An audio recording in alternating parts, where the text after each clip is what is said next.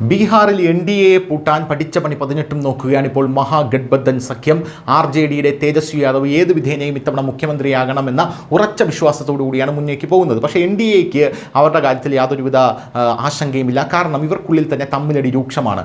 RJDയും കോൺഗ്രസും അസസുദ്ദീൻ ഒവൈസിയും ഇടതുപക്ഷ പാർട്ടികൾ അടക്കമുള്ളവർ അങ്ങോട്ടും ഇങ്ങോട്ടും തമ്മിലടിക്കുകയാണ്. ചില പ്രദേശങ്ങളിൽ ഇവരെല്ലാം തന്നെ ഒരുമിച്ച് നിന്ന് പരസ്പരം അങ്ങോട്ടും ഇങ്ങോട്ടും മത്സരിക്കുന്ന, അതായത് എതിർചേരികളിൽ നിന്ന് മത്സരിക്കുന്ന ഒരു കാഴ്ച പോലും കാണാൻ സാധ്യമാണ്. അതുകൊണ്ട് NDAക്ക് യാതൊരുവിധ ആശങ്കയുമില്ല. പല സർവേ റിപ്പോർട്ടുകളും ഇപ്പോൾ സൂചിപ്പിക്കുന്നത് ബീഹാറിൽ NDA വരാനുള്ള സാധ്യതകൾ വളരെ കൂടുതലാണ് എന്നുമാണ്. പക്ഷേ RJDക്കും അവിടെ വലിയ സാധ്യത സർവേ റിപ്പോർട്ടുകൾ കൽപ്പിക്കുന്നുണ്ട്. എങ്കിലും താരതമ്യേന ബീഹാറിൽ BJP ഇത്തവണ വരും എന്നും ചില സർവേ റിപ്പോർട്ടുകൾ പറയുന്നു. അതുകൊണ്ട് തന്നെ ഇപ്പോൾ ഒരു സർജിക്കൽ സ്ട്രൈക്ക് ഇപ്പോൾ തേജസ്വി യാദവ് അവിടെ നടത്തിയിരിക്കുകയാണ്.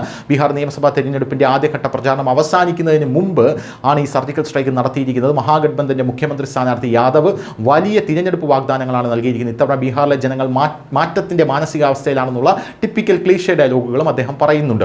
അതേസമയം തൻ്റെ സർക്കാർ രൂപീകരിച്ചാൽ മൈ ബഹീൻ മാൻ യോജന ഉടൻ നടപ്പിലാക്കുമെന്ന് തേജസ്വി പറയുന്നു.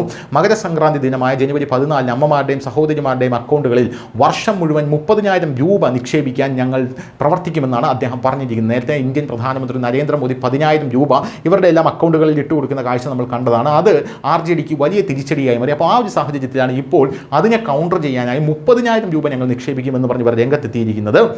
ജീവിക ദീദിയുടെ പരസ്യത്തിനിടെ നിതീഷ് സർക്കാരിൽ തങ്ങൾ വളരെയധികം ചൂഷണം ചെയ്യപ്പെട്ടിട്ടുണ്ടെന്ന് അദ്ദേഹം പറഞ്ഞു. സമൂഹത്തെ മൊബിലൈസ് ചെയ്യുന്ന ജീവിക ദീദികളെ ഞങ്ങൾ സ്ഥിരപ്പെടുത്തുമെന്നും അവരുടെ ഓണറേറിയം 30,000 രൂപയായിരിക്കുമെന്നും അദ്ദേഹം വാഗ്ദാനം ചെയ്തു.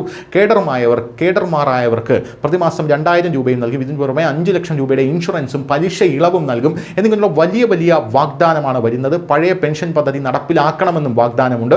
സർക്കാർ ജീവനക്കാരെ ആകർഷിക്കുന്നതിനായിട്ടാണ് പഴയ പെൻഷൻ പദ്ധതി OPS നടപ്പിലാക്കുമെന്നും തേജസ്വി യാദവ് വാഗ്ദാനം ചെയ്തത്.